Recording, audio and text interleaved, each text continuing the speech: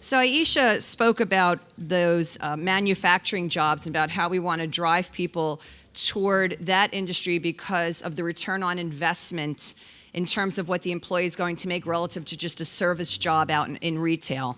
And we talk about this all the time. This is significant to BIA. Our history is built on manufacturing. 108 years ago, that's how we grew. We were New Jersey Manufacturing Association, and today we've grown to be the most diverse organization representing every type of business across the state of New Jersey. But this comes back to the issue and the challenge that we have today in terms of workforce development, which our next panel is going to focus on. And to Aisha's point, we have, and the term technical jobs. Everyone has this vision of what technical jobs are. They think it's just in the tech industry. The reality is technical jobs are horizontal and cut through every industry. And the skill set that goes along with that to bring them into any industry is what we need to focus on. And in fact, I always have this premise that the reason why we have such a bigger gap between the haves and the have-nots, and why we've hollowed out the middle, not just in New Jersey, but in the nation, is because we've stopped training to the middle-level skilled jobs that reap the return of middle-level income. Today, right now, as we stand here today, we have over 40,000 vacant jobs in the state of New Jersey that would feed the middle class in the state of New Jersey. Some of those jobs, like Aisha mentioned. These jobs pay dollars where individuals can live, work, and raise a family in the state of New Jersey. And when we advocate tirelessly on affordability, we want to see people go down the career path of stepping into jobs that afford them the opportunity to live, work, and raise a family in New Jersey, because we want to stop the outmigration in the state of New Jersey. Who's the number one outmigrating group from the state of New Jersey? Are millennials, 18 to 34 years old. That should be a huge red flag to us. The lead in to our next panel, and we have some copies of this report out on the table where you came in, but you can download this and read it on our website as well. We commissioned a task force over a year ago on the issue of attracting and retaining New Jersey's millennials. And this is all about building that brand for post-secondary education in the state of New Jersey, so that when the students who graduate from the most expensive K-12 educational operation experience in the country, albeit a great product, we're always number 1, 2, or 3 in the ranking, right? But the number 1 property taxes in the nation, to allow those students easily to just leave the state of New Jersey after that investment, we suggest is not a good return on our investment. And we are significantly concerned about that at BIA, because those are our future jobs. They're your future employees, and you are the job creators, and we need to have a pipeline for you. So I encourage you to read this report and the 13 recommendations by the extremely diverse task force that put this together, and it is a great entree into our next step here. I want to introduce our moderator for the next panel, Jim Baroud. This is going to be focused on attracting, developing, and retaining tech talent in the state of New Jersey. Jim is the president and CEO of the New Jersey Tech Council, a great partner to NJBIA and a great partner in this program today.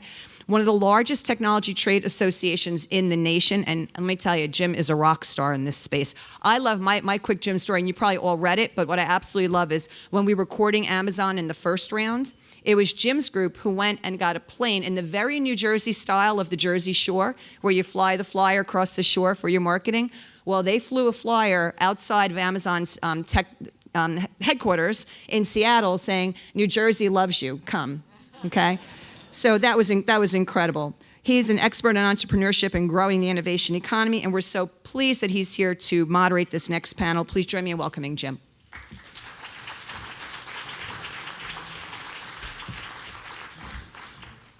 Thank you so much, Michelle, and thank you for everyone for being here.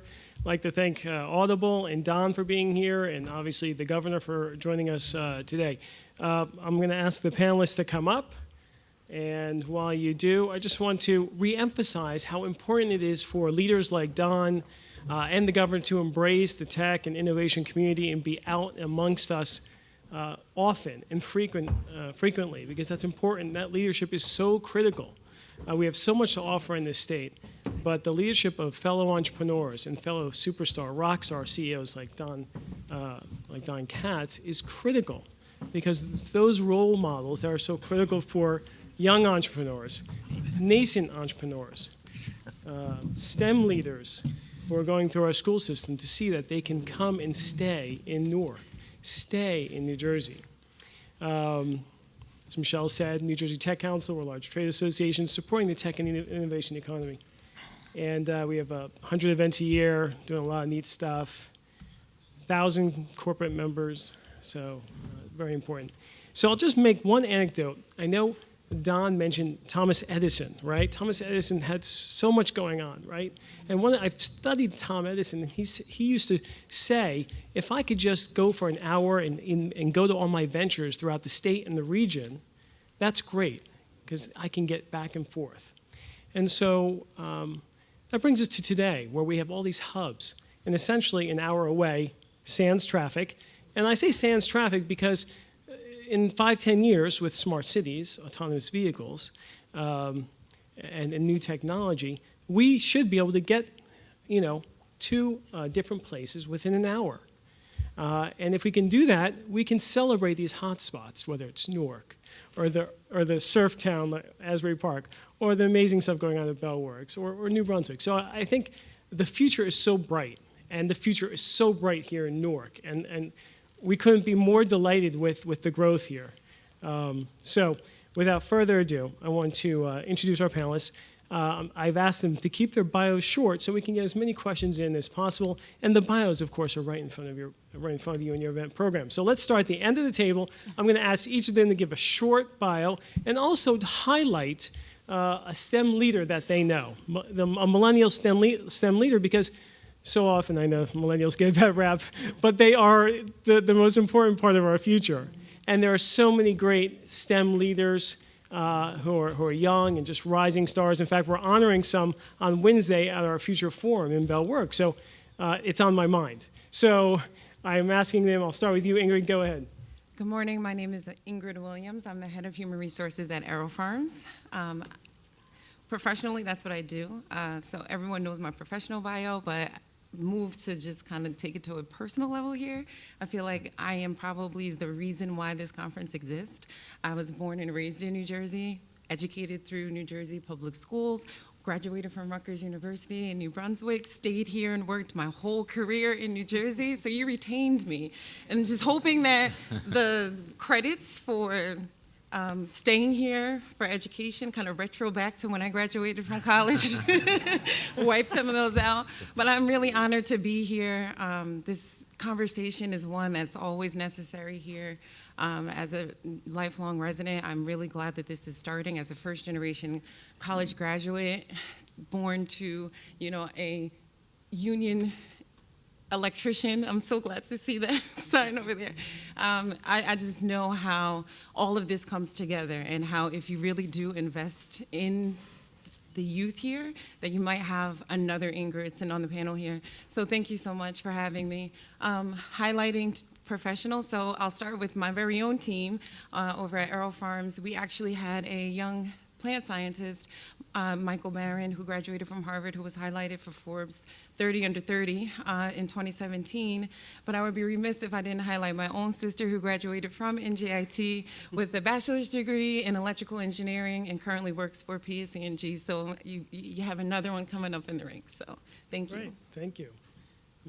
Megan Lee. Megan Myung-won Lee. I work for Panasonic. Panasonic is a Japan-owned manufacturing technology company, and we're 100 years old this year. We're about 60 years in U.S., and we hire about 3,000 employees a year. We partner with Tesla, not in New Jersey, but out in Reno Gigafactory, and the business is headquartered in Newark. We moved to Newark 4 years ago for the reason of our corporate creed. Our founder believes that we make people before product, and we contribute to the society that we're in. And we really believed in Newark's mission to create a community, and we moved 4 years ago based on that Newark's mission, and we're very happy. We're actually, to be very transparent, concerned about employees' stigma about the perception of Newark, but we did not lose a single talent. And if anything, our talent pool became very strong. So in 4 years, we're very happy with the move. The reason, as I getting ready for this discussion, this is a very important issue for us. Our workforce is getting old. Our average employee's age is 42, and we're investing heavily. Oh, as a data, not personally. When did I become old? Compared to the available workforce, that's the only reference point. I'm sorry. So we are investing heavily to bring in millennials into our workforce. So we have a very strong internship program partnering with NJIT and Rutgers, and we feel very strongly about that. That's my number one priority as a head of HR for North America, and also the person in charge of corporate planning and strategic initiatives. Before I get into my superstar in STEM area, I was thinking about this, and I'm a mother of 2 grown children, and both of them born and raised in New Jersey. Neither of them work and live in New Jersey. So maybe there's a deeper reason that they want to have a healthy distance from their mother. But I have to think hard about, why one is in California and why is in New York City. So that's something that I have to have a serious conversation with myself. I want to introduce, we have actually a new employee starting today, and it's a new position that we wanted to make sure that all the hires that we make, that their employee experience is meaningful and exciting. And we create a position called Employee Experience Specialist. And the person's mission is to ensure that not just the onboarding first few days, but into 18-month, 24-month, the performance is there, the satisfaction is there. So we'll follow the employee's journey with data and manage that. And the employee's name is Cody Chitzi. He is a Newark resident and went to Newark MBA and also majored in environmental science. Has nothing to do with human resources, but we wanted to hire that talent to make sure that the work experience that we provide is meaningful. So. Great, thank you. Thank you. Okay, Jonathan. Yeah, so pass it on to the old fart here, because Nothing personal. in the over 42 crowd. So my name is John Quartel. I represent L&M Development Partners, and my experience, and I think L&M's experience, has been somewhat transformative as we entered into the fray here in Newark. Newark was our second investment. Haynes specifically was our second investment. We had started with sticking our toe into Orange, New Jersey, also in Essex County.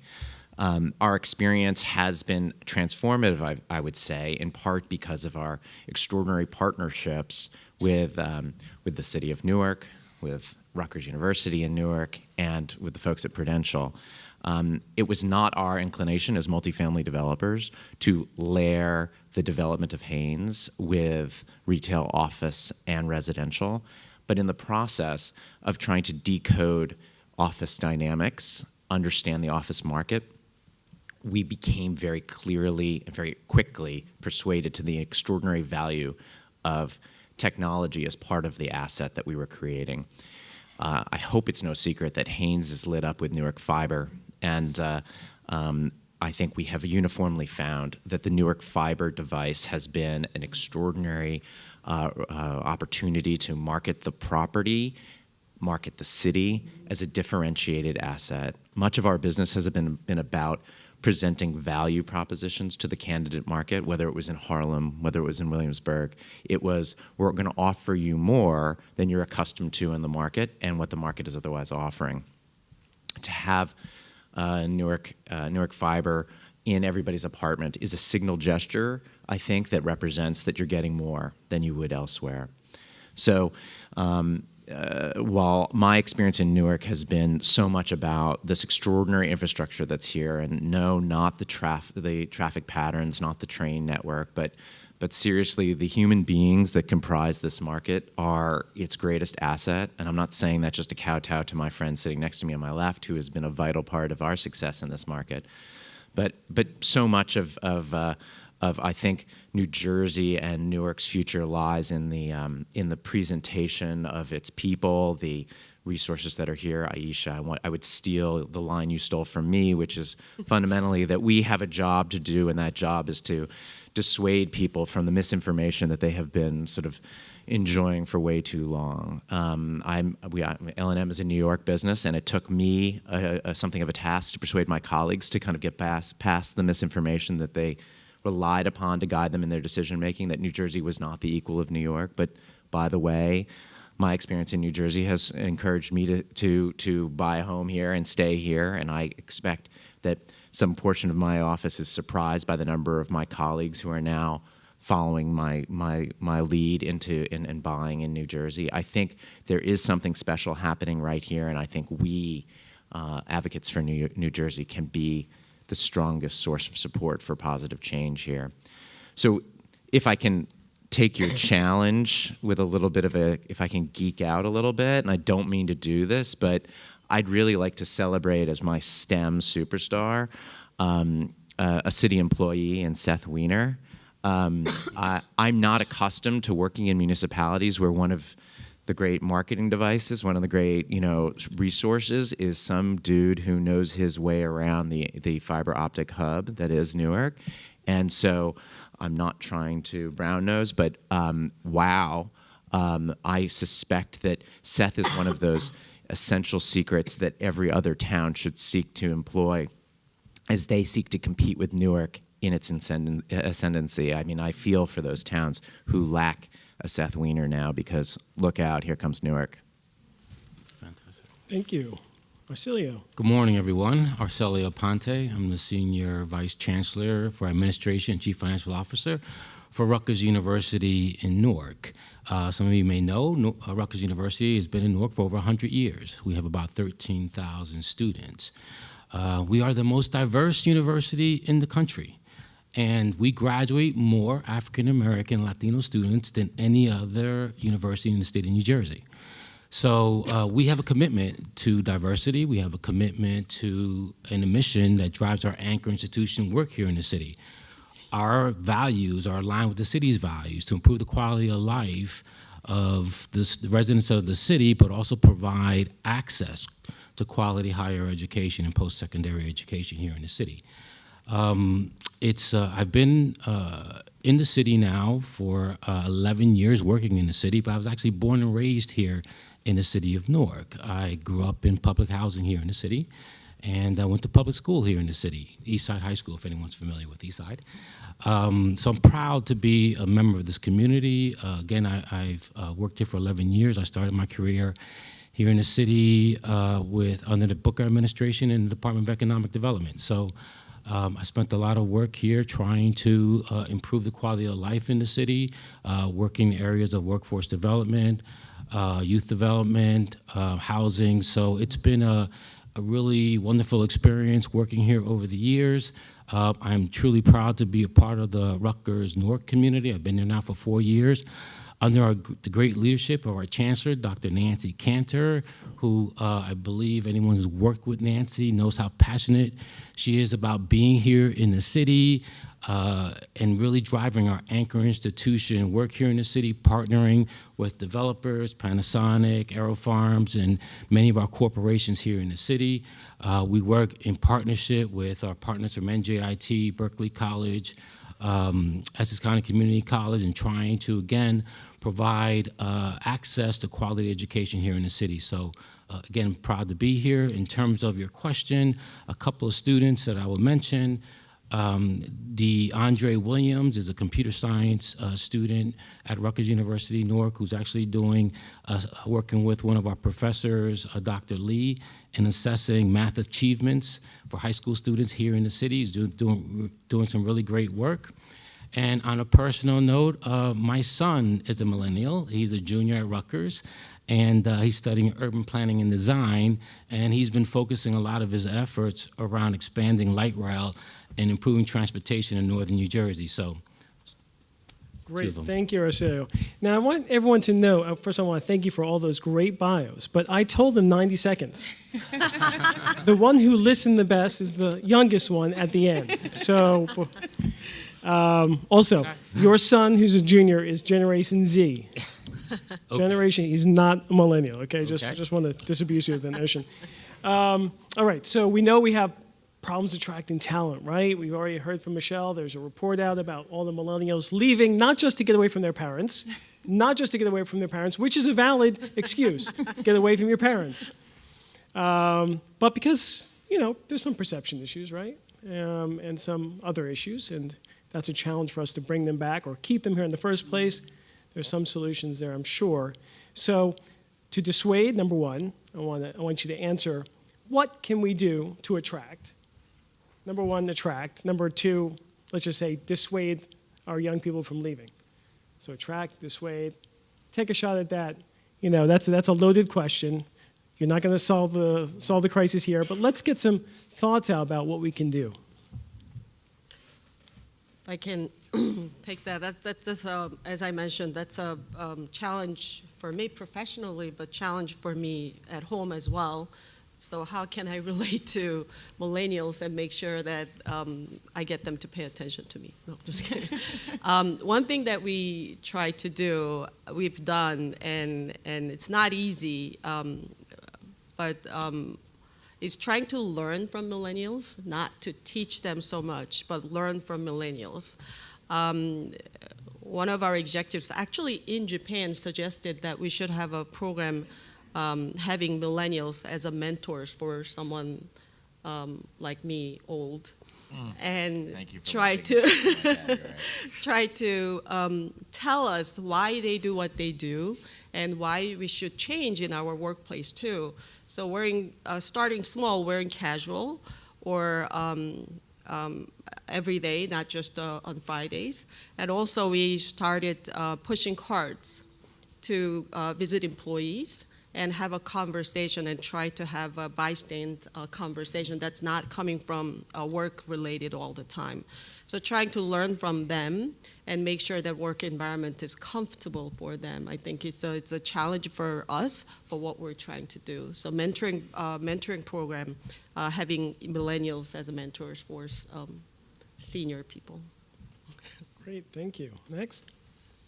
I'll just add. Wait, boy, girl, boy, girl. Oh. I'm uncomfortable not letting her go first. I'll just add, I think those are all great ideas and opportunities. I think that we're all challenged with, especially in human resources as we focus on culture.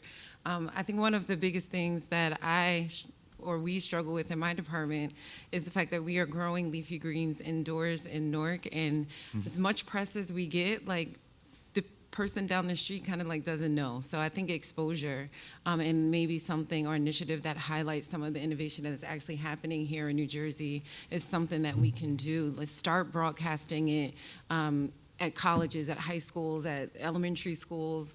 I know we've partnered with PAX, which is part of the reason why I'm here. My daughter is actually attending this school, and there was a growing machine in the cafeteria, and 3 years later, I'm now heading the HR department there. So I'm really ingrained into this whole, Newark, New Jersey aspect of things, but I just kind of feel like some of the students don't really know some of the innovation that we're trying to drive here in the city. So maybe some sort of collective initiative that we can do would be helpful.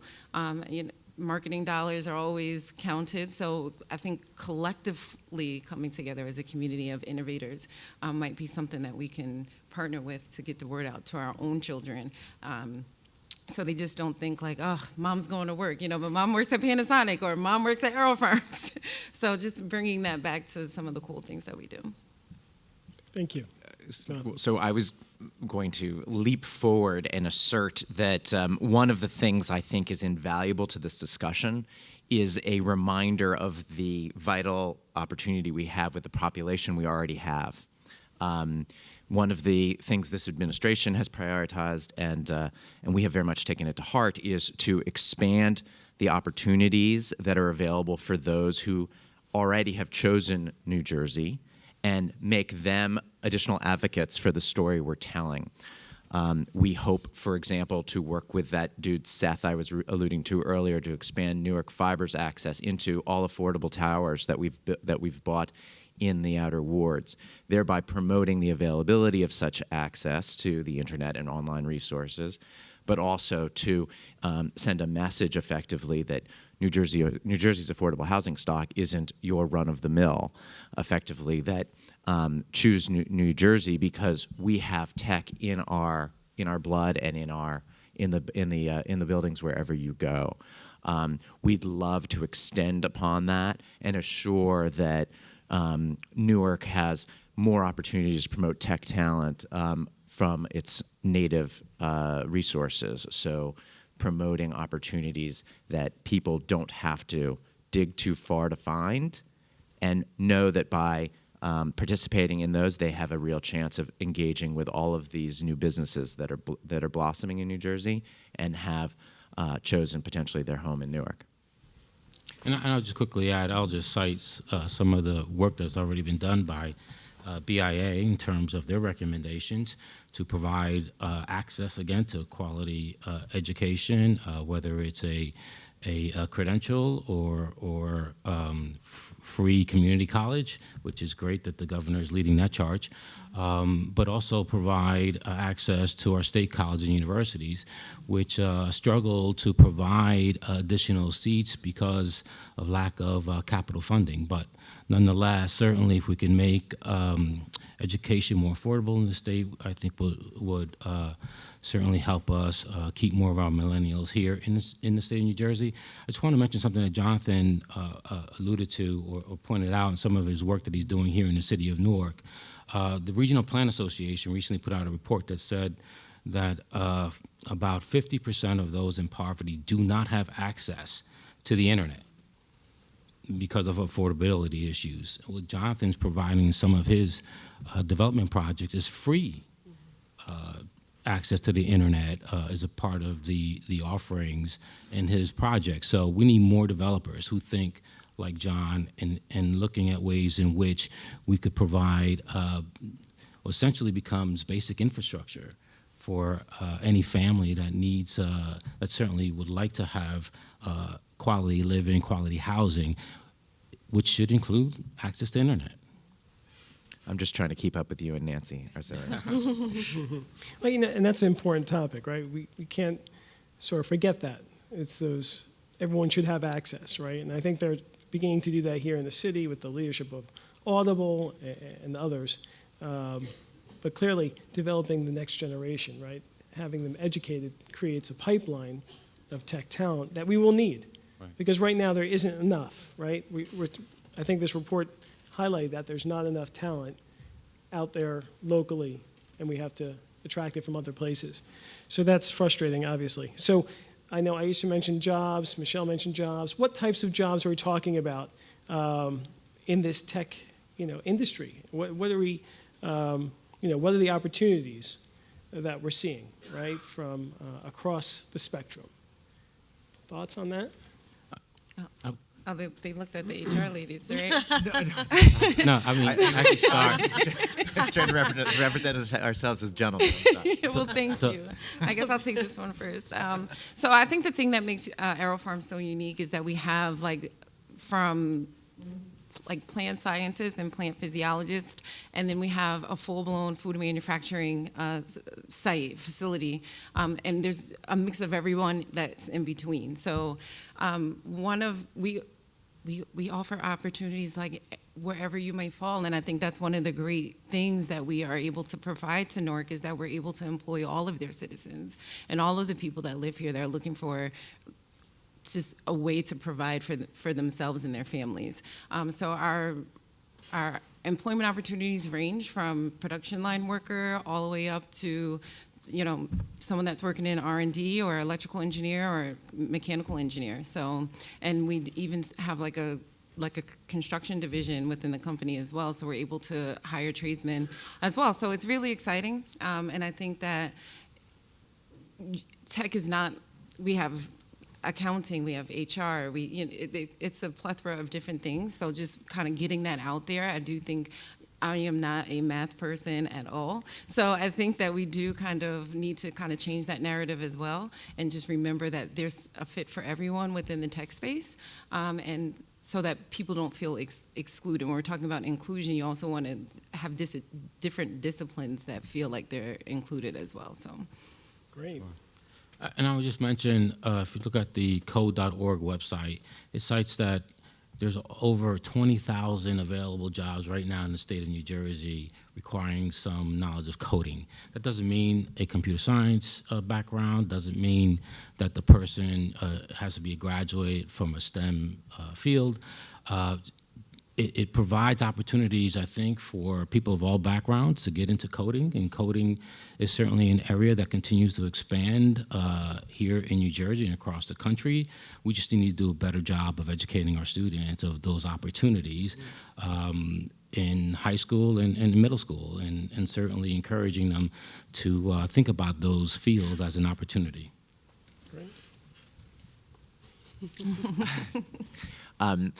One interesting dynamic that has been bred at Haynes in its second floor is this sort of incubation of talent. An ecosystem has emerged. We have now tenanted the building with a co-working space which called Launchpad, which was built basically to accommodate the smaller users that we found welcomed the opportunity to be a part of Haynes. The small users were tough for us to fit in the Haynes footprint. The footprint is so large that cutting it up into little spaces for 2,000 square foot office users would have been wildly inefficient. By creating a co-working space and then putting it between one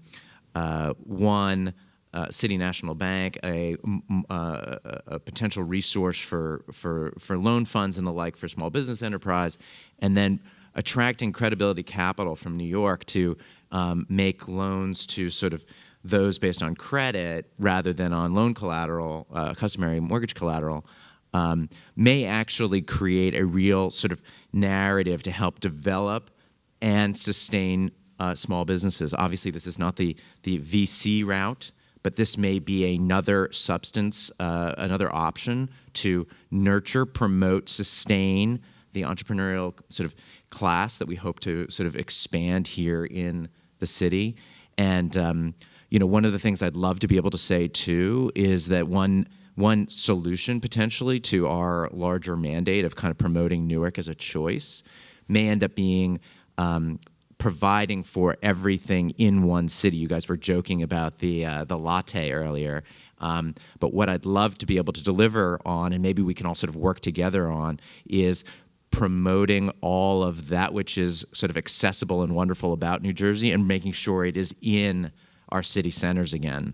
So much of our routines in New Jersey are about driving to these crazy 22 and Route 10, these epic streets that are like, race car tracks.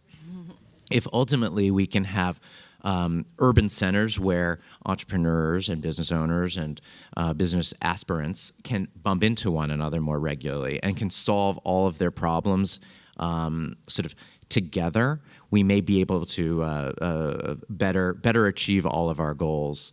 Celebrate the diversity that is New Jersey, celebrate the diversity that is Newark, and my guess is that we will celebrate more and more successful entrepreneurs over time. Great, thank you. I will just make a note. Ecosystems and hubs do not just emerge. I know you didn't mean it that way. I'm saying it's community leaders that make communities grow and be more robust. So I'm not going to shout out to all the community leaders across the state, but we nurture them, support them in any way we can. And so it's those community leaders, which are unsung heroes sometimes, are the ones that are so critical to our ecosystem, so critical. Buildings are easy. Communities are hard. Okay, that is the reality. It takes time, blocking and tackling, engagement, meeting all the time to make these communities so robust and so nurturing, okay? So, and with that comment, any questions? I'm happy to open it up for questions. I have a couple more on my sheet here, but I want to make sure we get some of your questions out here and get this great panel to respond. Hi. I was a tech worker, actually electrical engineer and software engineer, and I worked in the telecom industry in New Jersey. And I chose to change my career about 7 years ago because the way I was seeing it, the jobs were not here. And I have a lot of former colleagues who are finding themselves with difficulties as older workers, maybe losing a job. And you talk a lot about millennials, but there's an older workforce, a tech workforce, that came out of the telecom industry and the high-tech industry in New Jersey who could be employed. Are we doing anything about helping that workforce? Thank you. I guess I can take it since we do directly hire mechanical and electrical engineers at aero firms. And I like to say that we do have a wonderful mix of senior talent, senior electrical engineers, and we kind of pair them with the entry-level junior electrical or mechanical engineers. And it's a really great mix, the wisdom that comes with someone that's been in the industry for a greater amount of time than someone that's just entering is one that fosters more innovation. So definitely could probably work on maybe letting you know that we're here in the Ironbound, but we are definitely open to talent of all generations, and we range in just talent and skill. But I definitely think it fosters innovation. A lot of our junior engineers are looking for, that guidance and kind of that mentorship, and we spend a lot of time at work, so to get it at work is even better. But we are definitely open to just the diversity that comes with generational intersection at work. Right, and I think that's one of our great legacies, the legacy of innovation, legacy of great talent, which are either retiring or want to continue working and giving back and being participating in this economy. So I think we need to leverage that more and more, and maybe figure out mechanisms to do that. Anyone else? And I really echo what you just mentioned, but also I think you mentioned about community, and the leadership quality is something that we really look for. Panasonic is big for our basic values, what we call 7 principles, and the humility and the integrity and the willingness to learn and admit mistakes is something that we really cherish. So regardless of your age, I think having that quality and giving back to your coworkers and the ability to learn and willing to be part of the community, I think it's the quality that we look for at any age. The reason we feel strongly about the internship program is not because of they're young and up and coming, is because so we can look for the right talent with right ability to learn and be part of the Panasonic's community. I myself majored in art, visual art, and I'm doing a job that's entirely different.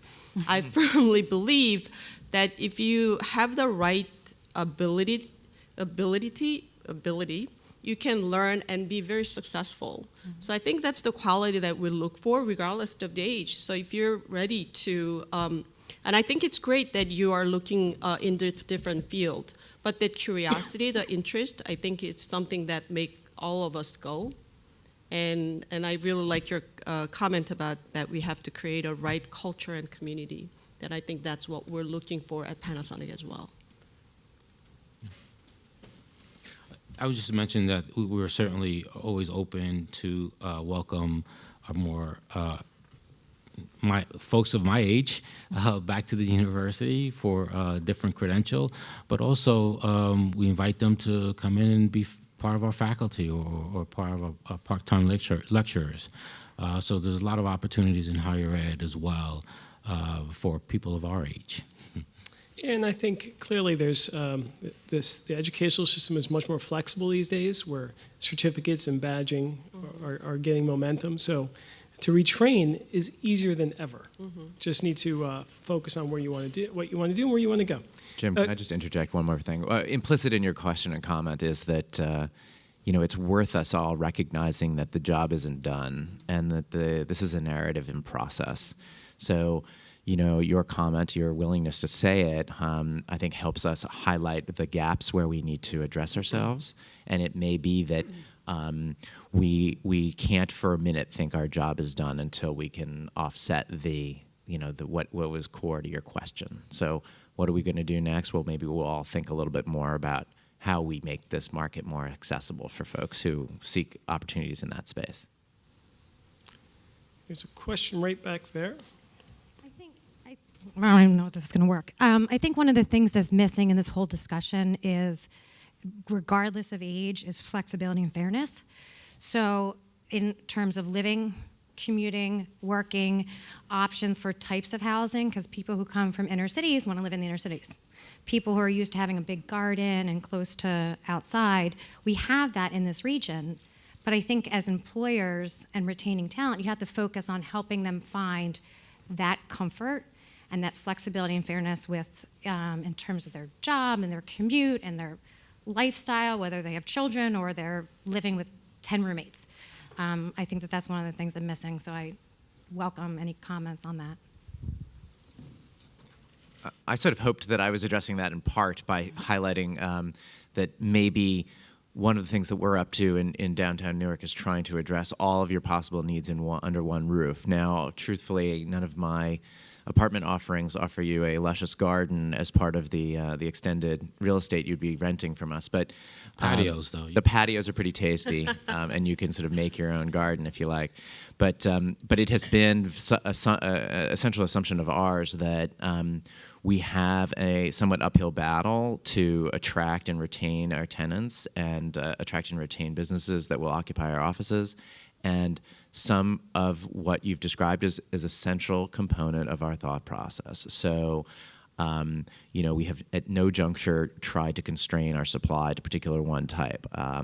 It is true that millennials are gifted in their knowledge and understanding of the tech space, but we also want to recognize that you can be of any, that we need to be flexible and we need to provide options. And so I would say that, we are but one of the solutions. I would go one step further and celebrate what you said, which is that, wow, Newark is a diverse and kind of amazing place. You can obviously live in the North Ward and have your giant garden if you like, or you can theoretically live downtown at one of the new apartments and have access to all the city's offerings, if not the regions as well, through the transportation network.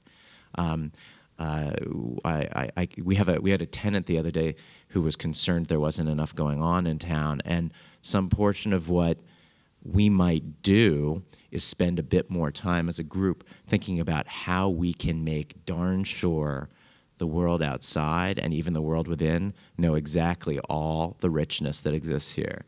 So whatever's going on at Express Newark right now is hot, and maybe people should be aware of it, but that's one tip of the iceberg. I would just mention, Aisha mentioned earlier some of the great infrastructure you have here in the city of Newark. We also have some really great parks, right? We have Branchbrook Park and Quake Park. We also have really great art centers, certainly NJBIA. You have the Newark Museum. You have Prudential Center. So we're rich in the arts. So it's certainly an added benefit for those who are interested in moving here into the city of Newark. So at Arrow Farms, thank you for your question, because it definitely is a necessary one. Again, I have a personal, something that I can add.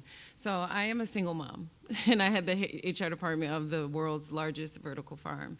And I would like to say that I'm thankful and blessed that I have leadership in my CEO that says, well, Ingrid, if your daughter needs to be at the other end of this conference table, that's fine too.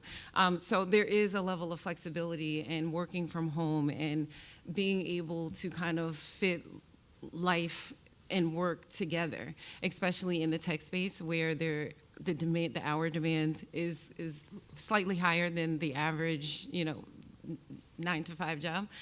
So we do offer some of that flexibility of being able to allow people to fit kind of their lives into work or their work into their lives, because it doesn't stop. I'm never not a mom. So, and I have to be at these things that happen at 2 o'clock in the afternoon that like every other working mom just thinks is totally ridiculous. So you're like, why is this at 2 o'clock? So I am thankful that we offer the flexibility to, where we can, to our staff to be able to meet these things and not miss those moments that they have with their families or added interests. So if I may add about, as someone who's a New Jersey resident for 35 years, I'm a Korean American working for a Japanese company. And when I said that to my boss, he was like, okay, how many conditions do you have? And the reason I decided to stay in New Jersey is because of the wonderful, the richness and the acceptance for diversity. And I've lived in, and I traveled to a lot of different countries and different states, and I just love about that, the New Jersey. And I echo, she's not here anymore, what Aisha said. I don't think New Jersey gets the credit for the richness that we have.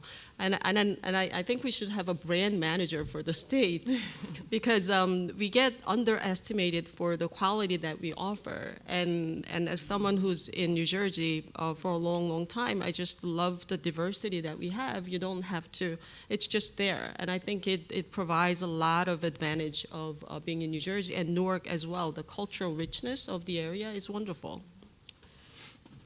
Let me just, you mentioned you raised your kids and now they're working. As far as the school system, we have one of the best in the country, right? One of the best on the planet. But what can we do, or what can our policymakers do to create even better skilled young people coming from high schools into college? Is there anything that you guys, obviously you work at Rutgers, this is your job. On the other hand, Megan has seen things around the country and around the world as far as other ecosystems that are doing a good job. So any thoughts on that? Well, I can jump in, and again, credit to the great work of NJBIA in terms of their recommendations. Expanding career and technical education offerings across the state of New Jersey will go a long way. There's a high demand for those types of experiences, and yet we can't meet that demand. So investing in expanding career and technical education programs. And as you pointed out, we offer one of the best public education systems in the country, and about half of our students are going to college. Roughly 46% of them or so, and that's leading the nation in those numbers. So we're doing a great job of providing or preparing our students for a career or college and career readiness, but again, providing available seats in institutions of higher education. Access to those institutions is important. I was happy to hear the governor mentioned earlier about loan forgiveness. Certainly an important benefit to offer to keep our millennials here in the state of New Jersey. But again, expanding programs such as computer science in our high schools. And we don't provide certifications for teachers in computer science. So really encouraging many of our teachers to pursue certifications to be able to teach computer science would be an important step for us to take. Do you want to allow her to interject? Please. Oh, That last one about computer science, if I might. go right ahead. Sure. Okay, so I'm Gail Spock from NJIT. I'm the talent development arm, training arm of the university. The gentleman who spoke about his situation in higher ed, using an old term, you would be referred to as a non-traditional or adult student who studies part-time. That's changing. About computer science, the last day of Governor Christie's administration, he signed a law right. which is requiring every high school in New Jersey to teach computer science, at least one. NJIT, just not an ad, but we are doing this summer. We're trying to get a jump start only for STEM teachers to teach them about how to teach computer science. I think this is going to be one of the more sustainable, effective ways of dealing with everything that's been spoken about. So I'm sorry, because you just mentioned. You're absolutely right, and we have not yet to implement the curriculum for computer science in many of our schools. Some schools have, and some schools are well ahead of the curve. But again, just referring to, going back to the website code.org, who cites that in 2016, there were 0 teachers certified in computer science. So we have a long way to go in that realm. And you can just tell we have great universities here. NJIT, Rutgers, The teacher preparation others. programs are critical for us. Yeah, and we support that as well, that new law. Jonathan, or? If I may, this question may or may not have been directed to me specifically, but one of the things that we have been noodling over, and I would say this with some bias because I have 3 sons who are in a local public school here. I want badly for the state to contemplate a more efficient system for the integration of new public school infrastructure within private development. As wacky as that sounds, there's a very durable model for that in the in New York City, where for Frank Gehry's building at Spruce Street includes a public school facility in its base. There's also one here at Teachers Village. Not with the public school, no, but the charter schools. Charter schools are public schools. But one of the things that may or may not be prevalent statewide is the development of new infrastructure for public schools within communities within the base of those residential buildings. I think that having public school students in and among the downtowns or accessible rather than remote may promote their learning, and new infrastructure is probably something we need to be contemplating for our public schools regardless. So streamlining or effectuating sort of a more flexible regime for private development to incorporate the public schools may be better. Actually, and to my colleague's great credit here, Arcilio's right. I think one of the ways the Teachers Village got around the problem was they actually put the school in its freestanding building, and that creates separate foundation costs and some inefficiencies in construction. What I'd propose is that the public school actually be integrated into the podium for the residential, and therefore share in some of the foundation and infrastructure costs that are otherwise attributable to the residential.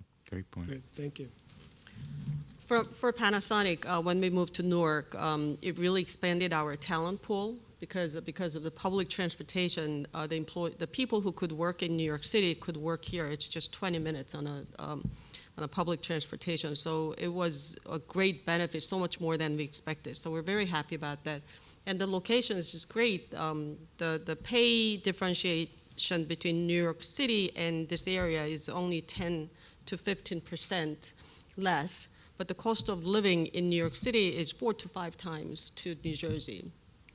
So the location is great. One thing that we struggle when we relocate people into New Jersey is the property tax.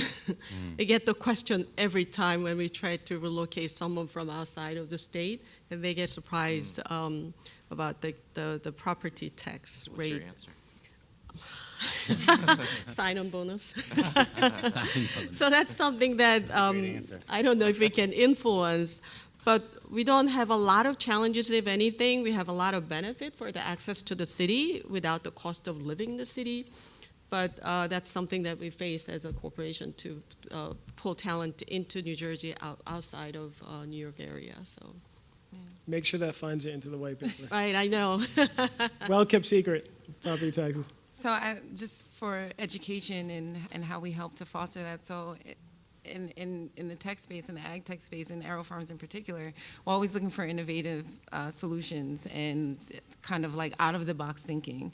So I think that one of the things that we can start to kind of integrate into education, public education, more specifically, is that space for kids to think outside the box, to provide them small solutions on age-appropriate levels where they're solving things consistently, where they're making decisions within the class or structure. I think that would be something that would be very fundamental to a growing generation entering the tech space, because that is what we do. We solve problems every day and we create technology around it.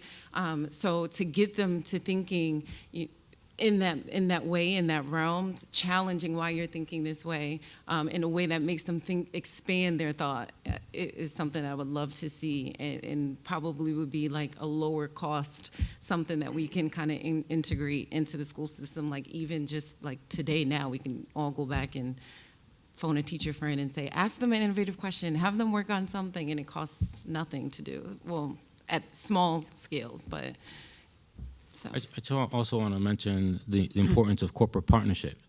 We're launching a new initiative here in the city of Newark with Rutgers and some of our other partners, L&M Development and the Apple Corporation, and trying to provide a coding experience in some of our comprehensive high schools. Right now, we have Apple working with Shabazz High School, for example, to offer some coursework in coding. They're also working with one of the charter schools called Lead Academy, who's focused in on those students who have left the system but now are coming back into the public school system. They're trying to encourage them to think about, again, coding as a career, but also pique their interest around tech fields and around computer science. So the partnership is again with Apple, and we actually have had Apple reps going to our Shabazz High School to look at the facilities that they have there and think about ways in which they can improve those facilities, and also engage in discussions about providing a curriculum around coding. So that's some of the work that I think that our corporate partners can. Fantastic, and hopefully Apple will come relocate here as well, right? I hope so. I've been trying We to have encourage them to about do 1 minute so. left, so this is a small question, minor, I'm sure you can answer it. What public sector policies can the state implement that will incentivize businesses to hire tech talent or college talent?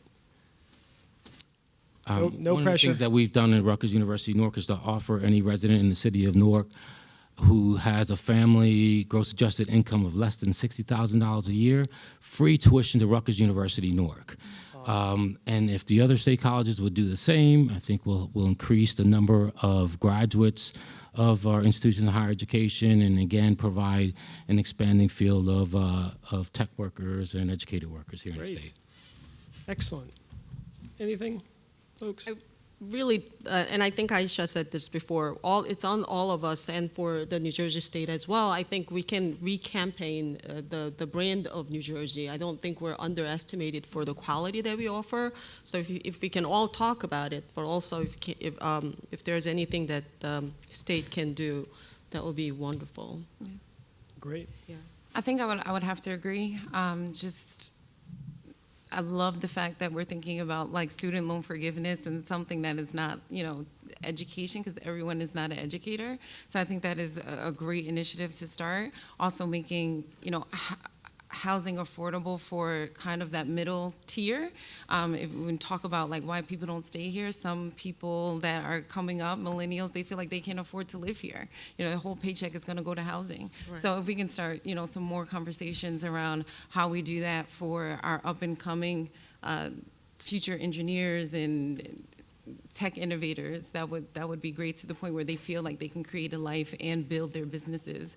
I think that would be a great place to start. Great. Well, that concludes our panel. I just want to say a few comments before you clap. The branding, we've all talked about the perception issues. And, we heard a word used on this panel, misinformation, at the beginning by Jonathan. And when we think about the impact of some creative social media about a year and a half ago, maybe we can do it, here in the state, to change perceptions in a sort of a creative way. Now, we've been testifying for $100 million of investment in this over the next 5 years. We don't think that's going to happen. But if we're creative, through creative campaigns and one-on-one telling people about what's so great about this state, I think we can get to a better place where we can get people to stay and grow here. So thank you so much to the panel.